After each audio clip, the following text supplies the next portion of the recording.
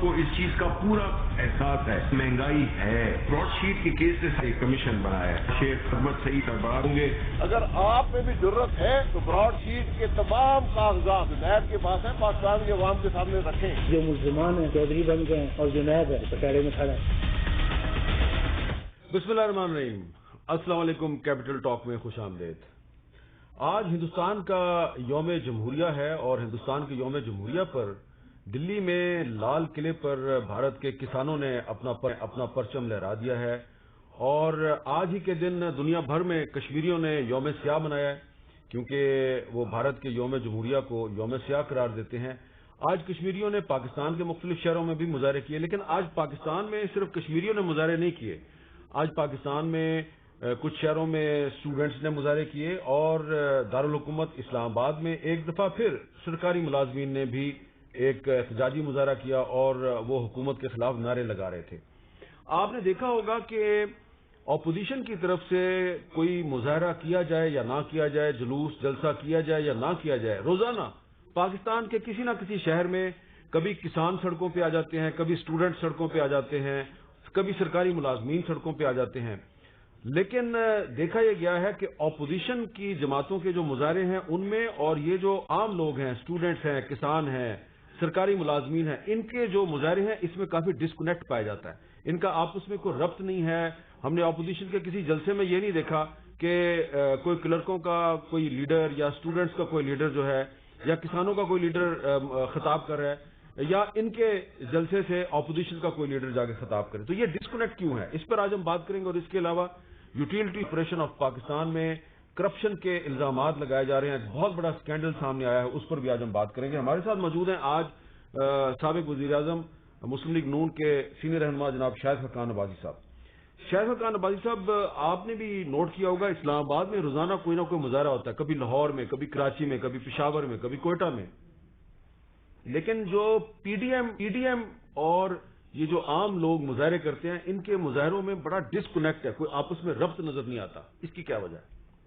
Disconnect اس حوالے سے ہے کہ یہ اس معاشرے کے اس طبقے سے لوگ تعلق رکھتے ہیں جو آج حکومت کی پالیسی سے پریشان ہیں۔ پی ڈی ایم کے جلسے میں ایک مجموعی طور پر جو حکومت کی کارکردگی ہے، جو ملک میں معیشت کی حالت ہے، جو مہنگائی ہے، اس کے بارے میں بات ہوتی ہے۔ یہ اس کا ایک نمونہ سمجھ لیں کہ اس خرابی کا ایک نمونہ ہوتا ہے۔ جیسے آپ نے دیکھا ایل ایچ ویز آئیں، ان کے مسائل تھے، وہ حل نہیں ہوئے۔ ابھی ٹیچرز ہیں فیڈرل گورنمنٹ میں، وہ یہاں آئی ہیں، کلرک اس سے پہلے آئے ہیں مہنگائی کے خلاف۔ یہ تو سلسلہ جاری رہے گا کیونکہ حکومت ناکام ہو چکی ہے، معیشت تباہ ہو گئی ہے، ہر آدمی پریشان ہے، ہر آدمی اپنے تئیں جو وہ کوشش کر رہا ہے، وہ احتجاج کر رہا ہے، لیکن آج سننے والا کوئی نہیں ہے۔ اور سب سے جو بڑی بدنصیبی ہے، ہمارے زمانے میں یہ مسائل آتے تھے، لوگوں کو تکلیف ہوتی تھی کسی حوالے سے، ان کے طبقے کے حوالے سے، حکومت کے وزیر جاتے تھے، ان سے بات کرتے تھے، بیٹھتے تھے، سنتے تھے، کچھ ان کو تسلی دیتے تھے، کچھ مسئلے کو حل کرتے تھے، اور وہ ایک آدھ دن میں وہ مسئلہ ختم ہو جاتا ہے۔ اچھا، لیکن اگر اتنی ریزینٹمنٹ ہے لوگوں میں، روزانہ کہیں نہ کہیں مظاہرہ ہو رہا ہوتا ہے، تو آپ کہہ رہے ہیں حکومت ناکام ہو گئی ہے، تو اپوزیشن بھی تو ناکام ہو گئی ہے، وہ ان مظاہرین کو اکٹھا کرنے میں، کوئی ایک پلیٹ فارم مہیا کرنے میں ناکام ہے۔ نہیں، پلیٹ فارم تو پی ڈی ایم کا موجود ہے، جہاں سے مجموعی طور پر، یہی تو میں کہہ رہا ہوں کہ اس پلیٹ فارم پر یہ لوگ کیوں نظر نہیں آتے؟ نہیں، دیکھیے ان کی نمائندگی تو ہو رہی ہے نا، ہم مجموعی طور پر نمائندگی کر رہے ہیں۔ اب یہ ایسے ایشو کو جا کر پولیٹیسائز کرنا اس موقع پر، یہ میری ذاتی رائے ہے، اس سے بو یہ آتی ہے کہ شاید یہ ان کے مسائل کو استعمال کر کے سیاست کرنا چاہتے ہیں۔ ہم یہ چیز نہیں چاہتے، ہم ان کے مسائل کا حل چاہتے ہیں، لیکن ان کے مسائل کا حل ملک کے مسائل کے حل میں ہے۔ جب ملک کے مسائل حل ہوں گے، جب ملک آئین کے مطابق چلے گا، ملک میں الیکشن چوری نہیں ہوں گے، تو یہ مسائل پیدا نہیں ہوں گے۔ اچھا، تو یہ بتائیں کہ پھر چلے ٹھیک ہے، آپ ان کے پلیٹ فارم کو یا ان کے مسائل کو آپ اپنے سیاسی مقاصد کے لیے استعمال نہیں کرنا چاہتے، لیکن جو پارٹیاں پی ڈی ایم میں شامل ہیں، دو بڑی پارٹیاں مسلم لیگ نون اور پیپلز پارٹی، اب ان کے درمیان بھی اختلافات کی خبریں ہیں، تو مین مسئلہ یہ ہے کہ پیپلز پارٹی کہتی ہے تحریک عدم اعتماد لے کے آئیں، اور آپ کی پارٹی مسلم لیگ نون کہتی ہے اس کا کوئی فائدہ نہیں ہے۔ مسلم لیگ نون تحریک عدم اعتماد سے اتنی خوفزدہ کیوں ہے؟ نہیں، خوفزدگی کی بات نہیں ہے، یہ ایک رائے ہے۔ ہم یہ سمجھتے ہیں کہ تحریک عدم اعتماد پہلی بات ہے کہ جو ہمارا نظام ہے اس میں ممکن نہیں ہے. اگر ممکن ہو بھی تو آپ اس خرابی کا حصہ ہم نہیں بننا چاہتے کہ آج جو پارلیمنٹ ہے جو ایک چوری شدہ مینڈیٹ کے نتیجے میں وجود میں آئی ہے، ہم اس کے اندر اقتدار کی جنگ نہیں لڑنا چاہتے. ہم تو چاہتے ہیں کہ واپس عوام کے پاس جائیں، ان کو فیصلے کا موقع دیں. تو آپ کہتے ہیں کہ یہ پارلیمنٹ جعلی ہے، مینڈیٹ جعلی ہے، ہم نے اس پارلیمنٹ کے اندر سے تبدیلی نہیں لیکن بالکل تبدیلی ہم اس کے اندر اقتدار کا حصہ بننے کے لیے سودا نہیں کرنا لیکن اگر آپ برا نہ منائیں شاہد حقان بازی صاحب، یہ بہت بڑی ایک کنٹراڈکشن، ایک تضاد ہے آپ کی پالیسی میں کہ اسی پارلیمنٹ کے تحت جو سینٹ کے الیکشن ہو رہے ہیں اس میں آپ حصہ لے رہے ہیں، وہاں پہ آپ کیوں نہیں کہتے کہ یہ جعلی پارلیمنٹ ہے، جعلی مینڈیٹ ہے، ہم نے سینٹ کا الیکشن نہیں لڑنا؟ دیکھیں سینٹ کے اندر جو ممبران ہوتے ہیں مستقل ہوتے ہیں، وہ الیکشن کے بعد بھی رہیں گے. تو یہ اس میں بڑی ڈیبیٹ ہوئی، لیکن فیصلہ یہ ہوا کہ جو بھی ہمارے ممبر الیکٹ ہوئے ہیں، ایم پی ایز ہیں، ایم ایل ایز ہیں، وہ کم از کم جو حصہ اس سینٹ میں ڈال سکتے ہیں وہ ڈال دیں، ورنہ یہ اتنی بڑی خرابی پیدا ہو جائے گی جس کو الیکشن کے بعد بھی حل کرنا ممکن نہ ہو. نہیں، لیکن آپ یہ نہیں سمجھتے کہ عام آدمی جس کو کہ مسلم لیگ نون کہتی ہے کہ اب ہم بڑے نظریاتی ہو گئے ہیں اور ہمارا بیانیہ جو ہے وہ چینج نہیں ہوگا، تو وہ بیانیہ تو آپ نے چینج کر لیا، آپ سینٹ کے الیکشن میں حصہ لے رہے ہیں؟ نہیں، یہ نہیں، بیانی کی بات نہیں ہے. ہم یہ کہہ رہے ہیں کہ یہ اسمبلیاں ناکام ہیں، یہاں سے پاکستان کے مسائل کا حل نہیں ہے. چوری شدہ مینڈیٹ ہے. ناکام اسمبلیوں میں جو سینٹ کا الیکشن ہے اس میں آپ حصہ لے رہے ہیں؟ نہیں، سینٹ میں کا مستقل ادارہ ہے، اس کے ممبران اگلے الیکشن کے بعد بھی رہیں گے. لیکن جو ووٹ ڈال رہے ہیں وہ تو صوبائی اسمبلیوں کے لوگوں نے ڈالنے ہیں. جی، تو وہ ہمارے لوگ جو الیکٹ ہوئے ہیں جو بھی حصہ وہ ڈال سکے وہ اسمبلی کے ممبر الیکٹ کر دیں گے. اچھا، آپ یہ ضرور اس بات کو محسوس کریں کہ آج پی ڈی ایم کی پاکستان کی تاریخ کی واحد تحریک ہے جس کے اندر کوئی عنصر اسٹیبلشمنٹ کا شامل نہیں ہے، بلکہ یہ شاید پاکستان کی تاریخ کی پہلی تحریک ہے جو اسٹیبلشمنٹ کی مرضی کے خلاف چل رہی ہے. جو بیان دیا ہے شیخ رشید صاحب نے کہ حقیقی اپوزیشن صرف مسلم لیگ نون اور مولانا فضل الرحمان ہے اور میں پیپلز پارٹی کو پاکستان کی اپوزیشن نہیں سمجھتا، تو کیا آپ کے خیال میں پیپلز پارٹی کی پالیسی میں جو تبدیلی آئی ہے وہ بس انہوں نے اپنے طور پہ تبدیلی لے آئے ہیں؟ وہ نہیں، کوئی تبدیلی ہم نے نہیں دیکھی. پیپلز پارٹی نے ابھی تک ہر پی ڈی ایم کے فیصلے کی پابندی کی ہے اور ان کی رائے ہے، یہ پہلے دن سے ان کی رائے ہے، یہ آج نئی بات نہیں ہے. انہوں نے ہمیشہ بات کی ہے کہ ہمیں عدم اعتماد کو دیکھنا چاہیے سینٹر میں اور پنجاب میں جہاں یہ ممکن ہے. تو ہماری ہمیشہ رائے رہی کہ ہمیں عدم اعتماد کے معاملے میں اس اسمبلی کا حصہ نہیں بننا. ہم چاہتے ہیں کہ ملک کے اندر تبدیلی ہے، نظام کی تبدیلی آج اقتدار میں حصہ بننے سے نہیں آتی. جو اجلاس ہوا اسلام آباد میں مسلم لیگ نون کی پارلیمانی پارٹی کا اجلاس جس میں مریم نواز بھی شریک تھیں، اس میں یہ حتمی فیصلہ ہو گیا کہ ہم نے تحریک عدم اعتماد کی طرف نہیں جانا؟ نہیں، حتمی فیصلے نہیں ہے، یہ ہماری رائے ہے. اور جب پی ڈی ایم کے پلیٹ فارم پہ جائیں گے ہم اپنی بات کریں گے، ہم دوسروں کی بات بھی سنیں گے، پھر جو پی ڈی ایم فیصلہ کرے گے اس کی پابندی. آج قومی اسمبلی کا اجلاس تھا، اس میں آپ بھی شریک تھے، پیپلز پارٹی والے بھی. آپ کی کوئی ان سے بات چیت نہیں ہو رہی؟ کیونکہ وہ تو اب یہ بھی کہتے ہیں کہ شاید ہم لانگ مارچ میں بھی شریک نہ ہوں. دیکھیے، لانگ مارچ جب فیصلہ ہوا تو سب شریک ہوں گے، جب استعفے ہوئے تو سارے شریک ہوں گے، کیونکہ جو شرکت نہیں کرے گا میں سمجھتا ہوں جب استعفے ہوں گے، جب استعفے دیے جائیں گے، جب اس کا ڈیٹ ڈیسائیڈ ہو، پیپلز پارٹی استعفے دے دے گی. جی بالکل دیں گے. آپ کو کس طرح یقین ہے؟ مجھے یقین اس بات سے ہے کہ آج تک انہوں نے پی ڈی ایم کی ہر فیصلے کی پابندی کی ہے. تو میں توقع یہ رکھتا ہوں کہ مستقبل میں جو پی ڈی ایم فیصلہ کرے گی اس کی پابندی کریں گے. اگر وہ نہیں کریں گے تو پھر وہ اپنی سیاست کو خود فیصلہ کر رہے ہیں، کیونکہ آج عوام کی جو رائے ہے وہ حکومت مخالف ہے، وہ اسٹیبلشمنٹ مخالف ہے، اور جو پی ڈی ایم کے فیصلے سے ہٹ کر کوئی فیصلہ کرے گا اس کو پھر عوام کا سامنا کرنا پڑے گا. آپ کہہ رہے ہیں کہ عوام جو ہے وہ اس وقت حکومت کے بڑے خلاف ہیں، اسٹیبلشمنٹ کے بڑے خلاف ہیں. تو ابھی تھوڑے دن پہلے حکومت نے آپ کو فری ہینڈ دیا، کوئی آپ کو نہیں روکا، کسی کو الیکشن کمیشن آف پاکستان کے سامنے مظاہرہ تھا، کوئی زیادہ لوگ وہاں پہ نہیں آئے، اس پہ میں ڈیبیٹ میں نہیں جاتا. اور اس کا نتیجہ یہ نکلا کہ آج جو فورن فنڈنگ کیس کی جو اسکروٹنی کمیٹی تھی اس میں ایک دفعہ پھر آج تحریک انصاف کے وکیل صاحب وہاں پہ نہیں آئے اور وہ اجلاس ملتوی ہو گیا.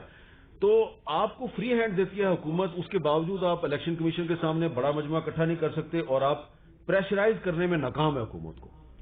دیکھیے الیکشن کمیشن کے سامنے ہم نے احتجاج کرنا تھا، بڑی تعداد میں لوگ تھے، میں نہیں کہتا وہاں لاکھوں کی تعداد میں لوگ تھے، لیکن وہاں ایک بڑا کراؤڈ تھا، مقصد ایک ایشو کو اجاگر کرنا تھا، وہ ایشو اجاگر کیا گیا۔ اب دباؤ الیکشن کمیشن پہ ہے کہ بھئی فیصلہ کریں، انہوں نے کہا جو فیصلہ کر رہے ہیں، لیکن جو بات حقیقت سامنے آئی ہے کہ دال میں کچھ کالا ہے، کہ 7 سال سے جو پی ٹی آئی کر رہی ہے آج بھی وہی کر رہی ہے، یعنی وہ صرف ٹائم لے کر آگے جانا چاہتے ہیں۔ یہ چیز اب عوام کے سامنے، عوام کی عدالت میں ہے۔ 80 سے زیادہ اجلاس ہو چکے ہیں اسکروٹنی کمیٹی کے، جی آج کا اجلاس بھی ملتوی ہو گیا، جی آپ کچھ بھی نہیں کر سکے۔ جی میں یہی کہہ رہا ہوں نا کہ یہ مسائل جو ہیں آپ ٹروتھ کمیشن میں جائیں گے، اس لیے کہتے ہیں ٹروتھ کمیشن بنا دیں۔ اچھا، یہ وہی ملک ہے جہاں سو موٹو نوٹس لے کر ایک پرائم منسٹر کو ڈی سیٹ کیا گیا تھا ایک ویزے پر۔ آج اس ملک میں ایک کھلا خلاف ورزی ہے، شہادت موجود ہے، ایویڈنس موجود ہے کہ باہر سے پیسہ آیا ہے، وہ پرائم منسٹر کے اکاؤنٹ میں گیا ہے، اس کی پارٹی کے اکاؤنٹ میں گیا ہے، اس میں کوئی دو رائے نہیں ہے، وہ خود مانتے ہیں سارے۔ 6.5 سال سے وہ جواب نہیں دے رہے، الیکشن کمیشن بھی بیٹھا ہوا ہے، سپریم کورٹ بھی بیٹھا ہوا ہے۔ اگر انصاف کا معیار ایک ہی ہوتا تو آج اس کو بھی 100 نوٹس دیا جاتا۔ اگر آپ ایک ویزے کا نوٹس لے سکتے ہیں اس کا بھی لے سکتے ہیں۔ آج چیئرمین نیب جو ہیں انہوں نے ایک تقریر کیا، انہوں نے کہا کہ چور چودھری بن گئے ہیں، آپ نے بھی ان پر بڑی تنقید کیا ہے۔ یہ چور چودھری بن گئے ہیں، اس کا کیا مطلب ہے؟ یہ نیب کا چیئرمین نہیں بتا سکتا ہے، کیونکہ اگر وہ کسی کو چور کہے گا تو ذرا اپنے گریبان میں بھی جھانک لے۔ نہیں، انہوں نے تو چوری نہیں کی۔ نیب کا وہ تو پتہ چل جائے گا نا۔ میں تو کہہ رہا ہوں نا، میں تو کہہ رہا ہوں کہ براڈ شیٹ کے جو آپ کے پاس ڈاکیومنٹ ہے پبلک کریں نا۔ اچھا، 3 نیب کے چیئرمین اس میں پھنستے ہیں، تینوں کی ایویڈنس ہے آربیٹریشن کے اندر انگلینڈ میں، تینوں کے جوابات مختلف ہیں۔ جو آپ کا پروسیکیوٹر جنرل رہا، پہلا پروسیکیوٹر جنرل نیب کا فاروق آدم صاحب، وہ وہاں پر پاکستان کے نہیں براڈ شیٹ کے وٹنس تھے۔ یہ بات درست ہے نا؟ یہ بات نہ صرف درست ہے بلکہ پوری پاکستانی قوم کے لیے شرم کا باعث ہے۔ جی، یہ نیب کے لیے شرم کا باعث ہے۔ آج نیب کا چیئرمین ڈیفینڈ کرے نا نیب کو، یہ اس کی ذمہ داری ہے۔ میں اپنی حکومت کو ڈیفینڈ کرتا ہوں، میں آج بھی کہتا ہوں ہماری 5 سال کی حکومت پہ ایک کرپشن کا الزام لگا لے یہ چیئرمین۔ تو اس چیئرمین کو آپ نے لگایا؟ لگانے کی بات نہیں ہے، اس کا کام ہے۔ آپ نے غلطی کی؟ بالکل غلطی کی۔ چلیں، آپ نے مان ایک لیا، غلط آدمی کو لگایا، میں معافی مانگ چکا ہوں، میں کئی دفعہ معافی مانگ چکا ہوں۔ اچھا، ویسے غلط آدمی کو لگوایا کس نے تھا؟ لگوایا دیکھیے ہماری غلطی ہے۔ میں خورشید شاہ صاحب تھے، نام آئے، ایک بندے کو سلیکٹ کیا گیا، اس کی بنیاد یہ تھی کہ وہ سپریم کورٹ کا جج رہ چکا تھا۔ اب میں سپریم کورٹ کے جج کے کریکٹر اور کنڈکٹ کو میں چیلنج نہیں کر رہا۔ آپ نے کنڈکٹ دیکھا نہیں تھا کہ انہوں نے ایبٹ آباد انکوائری کمیشن میں کیا کیا؟ آپ کو نہیں پتا تھا؟ عامر میر صاحب، پھر آج لمحہ فکریہ سپریم کورٹ کے لیے ہے، ان کے لیے لمحہ فکریہ ہے کہ اگر اس قسم کے لوگ ان کے بینچز پہ بیٹھے ہوں گے تو پھر کس کو انصاف ملے گا؟ پھر عام آدمی انصاف کے جو توازن ہے اس پر کیسے اس کا اعتماد ہوگا؟ یہ بڑی سیریس باتیں ہیں۔ میں آج بھی کہہ رہا ہوں کہ آج جو ادارہ احتساب کرنے والا ہے پورے دنیا کی انگلیوں سے اٹھ رہی ہے، لیکن وہ ٹس سے مس نہیں ہے۔ آج لائے نا ایویڈنس سامنے۔ یہ جو کاغذات آئے ہیں یہ نیب اور حکومت نے نہیں دیے، یہ فورن جو ایجنسیز جو بھی ہیں، وہ موسوی ہے جو بھی ہے، یہ اس نے پیش کیے ہیں۔ یہاں جو ایویڈنس ہے وہ اس سے ہزاروں گنا زیادہ ہے کہ آج ایک نواز شریف صاحب کے انتقام میں آپ نے ملک کا $65 ملین ڈبو دیا، اس میں آپ نے کرپٹ کانٹریکٹ کیے، لیکن آج حکومت نے براڈ شیٹ سکینڈل کی انکوائری کے لیے کمیشن بنا دیا ہے، جسٹس عظمت سعید صاحب کو اس کا سربراہ بنا دیا ہے۔ جی، جو خود اس وقت ڈپٹی پروسیکیوٹر جنرل نیب تھے، جن کا باس جو تھا، جس کو وہ رپورٹ کرتے تھے، جو اس وقت پروسیکیوٹر جنرل تھا، وہ وٹنس پیش ہوا 8 سال بعد براڈ شیٹ کی طرف سے۔ تو عظمت سعید صاحب کو ذرا اس کمیشن سے ہٹ جانا چاہیے۔ اب تو انہوں نے قبول کر لیا ہے، عہدہ قبول کر لیا ہے۔ پھر اس کمیشن کا وہی حال ہوگا جو چینی کمیشن کا ہوا تھا۔ اچھا، چینی کمیشن میں آج چینی کی قیمت کم ہوئی ہے؟ چینی کے چور سامنے آئے ہیں، آٹے کے معاملات آئے ہیں۔ کمیشن بنائے جاتے ہیں اس ملک میں حقیقت کو چھپانے کے لیے، اور آج ایک اور کوشش ہے کہ حقیقت کو چھپایا جائے۔ یہاں حقیقت چھپے گی نہیں، اچھا، یہاں ایک عوام کا بھی کمیشن ہوگا جس کو ہم چلائیں گے۔ कैसे चलाएंगे आप? एविडेंस, हम एविडेंस आपके सामने रखेंगे, एविडेंस को आप झुटला नहीं सकते।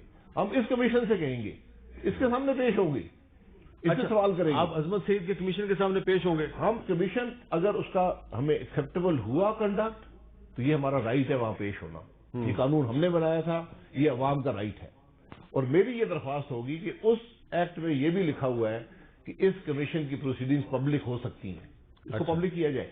ठीक है, अवाम को दिखाएं ना आपके क्या डॉक्यूमेंट है, कौन सी बातें हैं। ये 3 दिन पुरानी कंपनी से नैब के कॉन्ट्रैक्ट हो रहे हैं, जो आपको $65 मिलियन का नुकसान हो गया है। हमें तो कहते हैं कि आपने एक बंदा गलत लगाया, एक एमडी लगा दिया किसी कंपनी का, ये नैब के केस है मेरे खिलाफ। तो जनाब उसकी जो तनख्वाह है बड़ी गलत थी, उसकी तनख्वाह जो है वो नुकसान हो गया मुल्क का। ये केसेस हैं, यहां पर करप्ट कॉन्ट्रैक्ट किए गए, उसे जाके कमीशन मांगी गई, आपके अपने प्रोसिक्यूटर जनरल जाकर पेश हुए विटनेस के तौर पर, मुल्क का $65 मिलियन कैश में चला गया, जिसमें से $28 मिलियन इस हुकूमत ने पाकिस्तान से भेजा एम्बेसी के अकाउंट में, और फिर इजाजत दी कि एम्बेसी के अकाउंट से ब्रॉडशीट लेकर चली जाए, सिर्फ इसलिए कि खुद बीच में कमीशन ले। वहां से वकील आते थे, प्राइम मिनिस्टर से मिलते थे, मूसवी प्राइम मिनिस्टर से बातें कर रहा है, वो वकील उसके दफ्तरों में बैठे हुए हैं, यहां से लोग जाकर मूसवी से पैसे मांग रहे हैं। ये वो बनाना रिपब्लिक्स हुआ करती थी एक जमाने में, ये हरकतें उनमें होती थी। अच्छा, आप ये बताएं कि जो पिछले दिनों मौजूदा हुकूमत ने बिजली महंगी कर दिया है, ₹1.95, तो बिजली के जो मुतलका वजीर हैं उमर अयूब साहब कहते हैं जी ये हमने पिछली हुकूमत की वजह से महंगा किया। तो पिछली हुकूमत के तो आप वजीर आजम थे, क्या जवाब देंगे आप? देखिए, जिस वजीर को अलिफ बे आती हो बिजली की, वो ये बातें कर रहे हैं। वो आपके साथ भी था, वो उससे पहले परवेज मुशर्रफ साहब के साथ भी था, तो उसको बहुत कुछ आता है, तो इसीलिए वो आप सबके साथ फिट हो जाता है ना। जो उनको आता है, ये तो आप माने ना, जो उनको आता है उसका बिजली से ताल्लुक नहीं है। अच्छा, इसलिए बता दूंगा। और हो सकता है कि आने वाले वक्त में एक दफा फिर मुस्लिम लीग नून का टिकट उनके पास हो। जी, ऐसे लोग बहुत कामयाब है पाकिस्तान की सियासत में। ये पाकिस्तान की सियासत की खराबी ऐसे लोगों की वजह से है, जिनको नाकाम आता है लेकिन खुशामद से वो ये। लेकिन अब उनके इल्जाम का जवाब तो देना कि आपकी वजह से बिजली महंगी हुई है।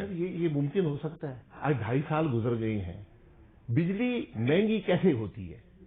बिजली महंगी होती है जब आप फ्यूल टाइम पे नहीं खरीद सकते। ये जो बिजली महंगी हुई है इसकी सिर्फ एक वजह है कि आप, ये हुकूमत एलएनजी को गालियां निकालती थी, इसने वक्त पर एलएनजी नहीं ली, महंगी ली। शाहजेब खानजादा साहब आपके चैनल के ही कोई 10 प्रोग्राम कर चुके हैं, 122 अरब का नुकसान हो गया। 10 से भी ज्यादा किया उन्होंने। जी, जब 122 अरब का नुकसान हुआ तो वो हुकूमत पाकिस्तान तो नहीं देगी, अवाम देंगे, तो बिजली महंगी होगी। मैं तो कहता हूं एक कॉन्ट्रैक्ट ले आए ये वजीर हमारी हुकूमत का कि जिसकी वजह से बिजली महंगी हुई हो, एक कॉन्ट्रैक्ट जाए, मैं दूसरे की बात ही नहीं कर रहा। मैं आपको दिखाऊंगा कि हमारी हुकूमत ने अरबों डॉलर सालाना बिजली किस तरह सस्ती की है। अच्छा, सस्ती, महंगी की बात तो बाद में करें ना। मैं तो कहता हूं एक कॉन्ट्रैक्ट ले आए जिसकी वजह से बिजली महंगी हुई है। तो आप इस इल्जाम को मुस्तरद कर रहे हैं? सर, ये इल्जाम मज़ाका खेज है। इस वजीर को तो ऐसी बात करने से पहले इस्तीफा देना चाहिए, जिसको इतना इल्म नहीं है। आप तवक्को करें उमर अयूब साहब इस्तीफा दे दें? नहीं, मुझे कोई तवक्को नहीं है। मुझे ऐसी कोई तवक्को नहीं है, लेकिन कोई शर्म या हो तो आदमी दे देते हैं। लेकिन आप जो भी कहें, लेकिन मुझे तवक्को है जी, या मेरा जो सियासी तजर्बा है वो लगता ही है कि आने वाले इलेक्शन में हो सकता है उनके पास दोबारा आपकी पार्टी का टिकट हो। जी, ये होता रहा है माजी में, इंशाल्लाह अब नहीं होता रहेगा। आप इंशाल्लाह अब नहीं होगा, देख लें आप, अब नहीं होगा। अब मैं आपके प्रोग्राम पे कह रहा हूँ। चले, क्या सरकार भाई साहब, बहुत बहुत शुक्रिया। और एक वक्फा लेते हैं।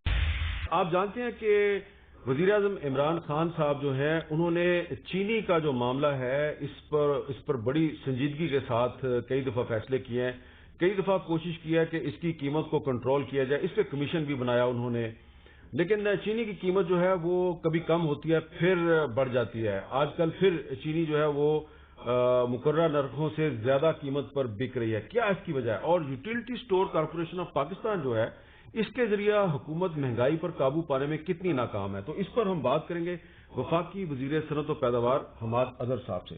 हमाद अजहर साहब, बहुत बहुत शुक्रिया। बड़ा सिंपल सा सवाल है कि आपको याद होगा कि पिछले महीने दिसंबर 2020 में वजीर आजम साहब ने अपनी इकोनॉमिक टीम को मुबारकबाद दी थी کہ چینی کی قیمت آپ نے کنٹرول کر لیا ہے، لیکن اب ایک دفعہ پھر چینی مہنگی ہو گئی ہے.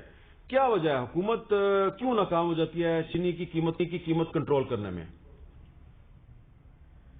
شکریہ حامد میر صاحب. دیکھیں، سب سے پہلے تو یہ کہ پچھلے سال تو ایک چینی کی کراپ کے اندر، کرشنگ کے اندر شارٹ فال آئی اور پھر حکومت نے چینی امپورٹ کی تو چینی کی قیمت نیچے چلی گئی. اس سال ہمیں نظر آ رہا ہے کہ جو گنے کی قیمت ہے وہ کچھ زیادہ ہے، اور یہ کوئی بری بات نہیں ہے کیونکہ کسان جو ہے اس کو پہلی مرتبہ معاوضہ ٹھیک مل رہا ہے اپنی محنت کا. مجھے بڑی اچھی طرح یاد ہے 2017 میں سپورٹ پرائس جو تھی وہ 170 روپے تھی اور ایکچوئل گراؤنڈ پہ 130 روپے سے زیادہ اکثر ملوں نے گنا نہیں خریدا. اس وقت 250 روپے، 230 روپے، 240 روپے پہ کسان کو گنا مل رہا ہے. تو ایک وجہ تو یہ ہے. دوسرا یہ کہ ہم نے سیلز ٹیکس کی انفورسمنٹ کو بہتر کیا ہے. پہلے یہ ہوتا تھا کہ بہت زیادہ چینی آف بک بکتی تھی، یعنی سیلز ٹیکس اس پہ نہیں دیا جاتا تھا. اب ہم نے قانون کو سختی سے نوٹیفائی کیا ہے. پچھلے سال سے اس سال کافی زیادہ سیلز ٹیکس کی کلیکشن بھی بڑی ہوئی ہے شوگر سیکٹر سے، تو اس کا بھی ایک اثر اوپر آ رہا ہے. لیکن ہم اس کے اوپر کرنے یہ جا رہے ہیں کہ اس سال ہم انشاءاللہ تعالیٰ وقت سے پہلے چینی امپورٹ کریں گے اور اس کو قیمت کو نیچے لے کے جائیں گے. یہ چینی کی قیمت ابھی چند ماہ پہلے 98 روپیز تقریباً 100 روپے کے جی ایکس مل ریٹ ہو گیا تھا. اس وقت تقریباً 83 روپے کلو کے قریب ہے. نہیں، لیکن بعض جگہ پہ تو بہت زیادہ ریٹ ہے، مختلف جگہوں پہ مختلف ریٹ اس کا آ رہا ہے اور لوگ منمانی کر رہے ہیں اور لوگ بڑے پریشان ہیں. بہرحال آپ نے ایک اچھی خبر دی ہے کہ آپ چینی کو امپورٹ کر رہے ہیں. یہ بتائیے کہ جو utility store corporation of Pakistan ہے، اس کے ذریعے چینی، آٹا، چاول، دالیں اور باقی جو ضروریات زندگی ہیں تو ان کی قیمتیں کم کرنے پہ، مہنگائی پر قابو پانے میں حکومت کیوں ناکام ہے؟ دیکھیں، یوٹیلیٹی سٹورز جو ہے وہ آپ کا جو پورا لینڈسکیپ ہے ریٹیل کا، اس میں ایک آپ سمجھ لیں 4 یا 5% حصہ صرف رکھتا ہے. صرف 4000 سٹورز ہیں آپ کے جہاں پہ پورے پاکستان میں یوٹیلیٹی سٹورز کے جو موجود ہیں. اس کا کچھ حد تک آپ ریلیف کا اثر تو دے سکتے ہیں اور یوٹیلیٹی سٹورز کی سیلز بھی کافی زیادہ بڑی ہوئی ہے. ان کی سیل 10 گنا زیادہ بڑی ہوئی ہے پچھلے سالوں سے. ہم جب آئے تھے اس سے تقریباً 10 گنا زیادہ سیل بڑی ہوئی ہے. لیکن ان کا جو فٹ پرنٹ ہے زمین کے اوپر وہ ایک محدود ہے، وہ صرف 4000 سٹورز کی حد تک ہے. زیادہ جو قیمتوں کے اندر بہتری آتی ہے وہ 2 ہی طریقوں سے آتی ہے، یا ڈیمانڈ اینڈ سپلائی سے اگر اس میں بہتری آئے، یا جو صوبائی حکومتوں کے پاس میکینزمز ہیں پرائس کنٹرول کے وہ زیادہ مؤثر ہو سکتے ہیں. اور کچھ یوٹیلیٹی سٹورز جو 4-5% حصہ اس کا ریٹیل کے اندر ہوتا ہے ضروری اشیاء کے، وہ اپنا رول ادا کرتا ہے. اچھا حماد صاحب، یہ یوٹیلیٹی سٹور کارپوریشن آپ کی انڈسٹریز اینڈ پروڈکشن منسٹری کے انڈر آتی ہے. اس میں کچھ دن پہلے جو ہے وہ جو ایم ڈی صاحب ہیں انہوں نے چیئرمین پر بڑے الزامات لگا دیے تھے، تو کیا اس کی کوئی انکوائری ہوئی تھی؟ جی دیکھیں، یہ بدقسمتی سے کچھ 6-7 ماہ پہلے ایم ڈی صاحب اور چیئرمین صاحب کے تعلقات آپس میں خراب ہو گئے. ایم ڈی صاحب نے چیئرمین پہ الزامات لگائے، چیئرمین نے ایم ڈی پہ الزامات لگائے. ہم نے پھر اس کی ایک ڈپارٹمنٹل انکوائری کی، لیکن اس میں جو انہوں نے ایک دوسرے پہ فائنینشیل الزامات لگائے تھے وہ تو ثابت نہیں ہو سکے. لیکن یہ ہمیں کچھ رولز کی وائلیشن ضرور ملی اور ہمیں یہ بھی محسوس ہوا کہ بہت زیادہ کشیدگی کا عالم تھا اور ہاسٹیلٹی تھی دونوں فریقوں کے درمیان. تو ہم نے یوٹیلیٹی سٹورز کا جو بورڈ ہے اس کو ڈیزالو کر دیا ہے اور اب ایک نیا فی الحال عارضی بورڈ جسے سیکٹری انڈسٹریز ہیڈ کرتے ہیں وہ موجود ہے. دوسری طرف ایم ڈی جو ہیں ان کی بھی ٹینیور ختم ہونے والا ہے اور نئے ایم ڈی کی بھی ریکروٹمنٹ کا پروسیس جو ہے وہ شروع ہونے والا ہے. تو یہ بدقسمتی سے ان کے جو آپس میں تعلقات خراب ہوئے اس کی بنیاد پہ بھی بہت زیادہ الزامات لگائے گئے اور وہ پھر تعلقات ان کے بعد میں ٹھیک بھی نہیں ہو سکے. اور کچھ میں سمجھتا ہوں کہ رولز کی بھی وائلیشنز تھیں جس کی بنیاد پہ ہمیں یہ اقدامات اٹھانے پڑے. لیکن آپ نے پھر ایم ڈی کے خلاف تو کوئی کارروائی نہیں کی، چیئرمین کو ہٹا دیا. چیئرمین کو کیوں ہٹایا گیا؟ دیکھیں، ایک تو یہ تھا کہ جو نان ایگزیکٹو وہ چیئرمین تھے، لیکن وہ ڈے ٹو ڈے معاملات میں ان کا یوٹیلیٹی سٹورز کے بہت زیادہ عمل دخل تھا. انہوں نے اپنا دفتر بھی بنا لیا تھا یوٹیلیٹی سٹورز کے ہیڈ آفس میں، وہ وینڈر سے ملتے بھی تھے. وہ یہ کام نہیں تھا ان کا یوٹیلیٹی سٹورز کے. اور دوسری طرف جو ہم نے یہ ایسے نہیں ہے کہ ہم کوئی انکوائری نہیں کر رہے. Auditor general of Pakistan 2 audits کرتا ہے یوٹیلیٹی سٹورز کے اوپر. جو نیا بورڈ ابھی عارضی بورڈ بنا ہے سیکٹری انڈسٹریز نے ایک ایکسٹرنل آڈٹ گویا کی پی ایم جی فرم کے ذریعے اس کا بھی آرڈر کر دیا ہے ان سارے معاملات کے اوپر. 11 دسمبر 2020 کو آپ کی منسٹری نے ایک فیکٹ فائنڈنگ کمیٹی بنائی تھی. ڈاکٹر حمید عتیق سرور اور محمد شعیب اکبر صاحب اس میں شامل تھے. اس کی رپورٹ آ گئی آپ کے پاس؟ جی رپورٹ آ گئی، اور اسی کی بنیاد پہ میں آپ کو کہہ رہا ہوں نا کہ جو فائنینشیل الزامات لگے تھے وہ تو یہ دونوں کوئی ثبوت نہیں پیش کر سکے ایک دوسرے کے خلاف جس سے وہ ثابت ہوئے، لیکن رولز کی وائلیشن ضرور تھیں، اور روزمرہ کے جو امور ہے مینجمنٹ کے اس کے اندر ہمیں نظر آیا کہ چیئرمین جو بورڈ کے تھے ان کی عمل دخل کافی زیادہ تھی اور کشیدگی بہت زیادہ تھی جو سامنے نظر آئی، جس کی بنیاد پہ ادارے کو نقصان پہنچ رہا تھا۔ اچھا حماد صاحب، یہ تو بات ہوگی نا ایم ڈی اور چیئرمین نے جو ایک دوسرے پہ الزامات لگائے تھے، لیکن 31 دسمبر 2020 کو جو 8 صفحوں پر مشتمل ایک corrupt practices of managing director, اس پر حمود الرحمان صاحب جو چیف فائنینشیل آفیسر جو ہیں انہوں نے بھی ایک رپورٹ جو ہے وہ دی ہے، اور یہ utility store corporation of Pakistan کے ہیں چیف فائنینشیل آفیسر، تو انہوں نے تو بڑے سیریس الزامات لگائے ہیں اور انہوں نے اس میں کچھ ثبوت بھی لگائے ہیں، تو یہ ایم ڈی صاحب کے خلاف کیوں کارروائی نہیں ہوئی؟ چیئرمین کے خلاف تو کارروائی ہو گئی رولز کی وائلیشن پہ، ایم ڈی کے خلاف ابھی تک کارروائی کیوں نہیں ہوئی؟ دیکھیں اس کا اچھا میر صاحب میں آپ کو بتاؤں کہ وہ جیسے کہتے ہیں نا کہ there is a case behind a face, یہ بھی ہے۔ جو سی ایف او صاحب جب 2016 میں اپوائنٹ ہوئے تھے تو اس وقت کے جو سیکرٹری تھے انہوں نے ان کی تقرری کو غیر آئینی قرار دیا، اس کے بعد پھر ان کو 3-4 سال مستقل ایکسٹینشنز ملتی رہیں، اور پھر کوئی نومبر کے اندر جو موجودہ سیکرٹریز ہیں انہوں نے بھی ایک فیکٹ فائنڈنگ انکوائری کی، انہوں نے بھی یہ ڈکلیئر کیا کہ جو موجودہ سی ایف او ہیں ان کو جو ایکسٹینشنز دی جا رہی ہیں بورڈ کی طرف سے وہ غیر قانونی ہیں، اور ایک کمپیٹیٹو پروسیس کے ذریعے نیا سی ایف او مارکیٹ سے ہائر کرنا چاہیے فوری طور کے اوپر یوٹیلیٹی اسٹورز کارپوریشن کو۔ تو یہ لیٹر لکھنے سے 1 مہینہ پہلے یہ فیصلہ دیا گیا منسٹری کی طرف سے کہ ایک نیا سی ایف او ہائر کیا جائے، اور یہ بار بار ایک ہی شخص کو تقرری دینا جس کی پہلے سے ہی اپوائنٹمنٹ جو ہے اس کے اوپر سوالات اٹھے ہیں۔ لیکن میری بات سنیں نا، آپ کو نہیں لگتا کہ بڑا سیریس معاملہ ہے کہ پہلے ایم ڈی نے چیئرمین پہ الزام لگائے، چیئرمین نے ایم ڈی پہ الزام لگائے، پھر سی ایف او نے ایم ڈی پہ الزامات لگائے، تو یہ یوٹیلیٹی اسٹور کارپوریشن کے اندر کیا ہو رہا ہے؟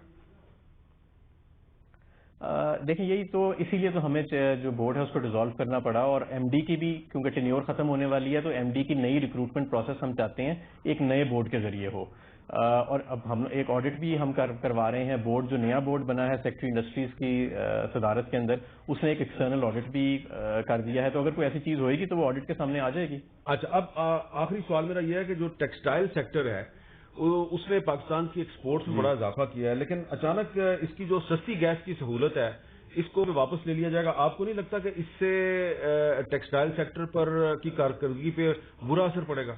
نہیں، دیکھیں اس کی وجہ یہ ہے کہ اس بڑی جو کیبنٹ کمیٹی آف انرجی نے جو فیصلہ کیا اور جس کی کیبنٹ نے توثیق کی وہ بڑا سادہ سا اس کی منطق ہے۔ ہمارے پاس بجلی فی الحال زیادہ ہے اور گیس ہمارے پاس کم ہے، تو ٹیکسٹائل ملوں میں کیا ہو رہا ہے کہ وہ یہ جو ہم انہیں سستی گیس دے رہے ہیں، امپورٹ کر کے دے رہے ہیں، اس کی انہوں نے بجلی بنانی شروع کر دی ہے، اور ایک طرف ہمارے پاس بجلی زیادہ پڑی ہے، 800 ارب کی ہم کیپیسٹی پیمنٹس کر رہے ہیں سال یہ بھی ایک اسکینڈل ہے نا، اور ان کو سستی بجلی بھی ہم نے آفر کی ہوئی ہے ٹیکسٹائل سیکٹر کو۔ دوسری طرف وہی گیس، جی یہ بھی تو ایک اسکینڈل ہے کہ آپ ان کو گیس دے رہے ہیں اور انہوں نے اس کی بجلی بنانی شروع کر دی ہے۔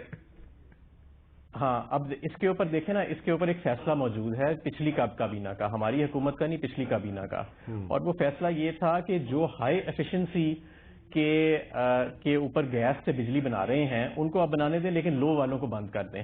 ہمارا بھی یہی فیصلہ ہے جو ہم نے، اگر آپ صحیح معنوں میں اگر فیصلہ دیکھیں تو وہ یہ فیصلہ ہے کہ اب کئی ایسے گیس کے پلانٹس ہیں جو 30 سے 35% صرف ایفیشنسی کے اوپر گیس سے بجلی بنا رہے ہیں، یعنی گیس کا بھی ضیاع ہو رہا ہے، جو سبسڈی دی جا رہی ہے گیس پہ اس کا بھی ضیاع ہو رہا ہے، دوسری طرف جو بجلی استعمال نہیں ہو رہی اس کی 800 ارب کی ہم قیمت ادا کر رہے ہیں، وہاں پہ بھی حکومت کو مار پڑ رہی ہے۔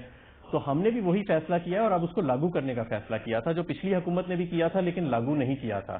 تو ہم اب یہ ہمارا فیصلہ یہ ہے جو کیبنٹ نے کیا ہے کہ جو ٹیکسٹائل یونٹس جن کے پاس بجلی کا کنیکشن دوسری طرف موجود ہے وہ فوری طور پہ بجلی پہ شفٹ ہو جائیں، اور دوسری طرف اگر کوئی ہائی ایفیشنسی کا کیپٹیو پاور پلانٹ ہے، یعنی اگر کسی نے گیس کا پاور پلانٹ لگایا ہوا ہے اور وہ ہائی ایفیشنسی پہ ہے تو اس کو ہم فوری طور پہ بند نہیں کر رہے۔ تو حماد صاحب، اگر یہ ایپٹما جو ہے یا ٹیکسٹائل ملوں والے ہیں یہ اگر کورٹ میں چلے گئے، وہ کہہ رہے ہیں جی ہم جائیں گے حکومت کے فیصلے کے خلاف، تو پھر کیا کریں گے آپ؟ دیکھیں ہم نے تو وہ فیصلہ کرنا ہے کہ جو ٹیکس پیئر ہے پاکستان کا اس کے پیسے کی ہم نے حفاظت کرنی ہے۔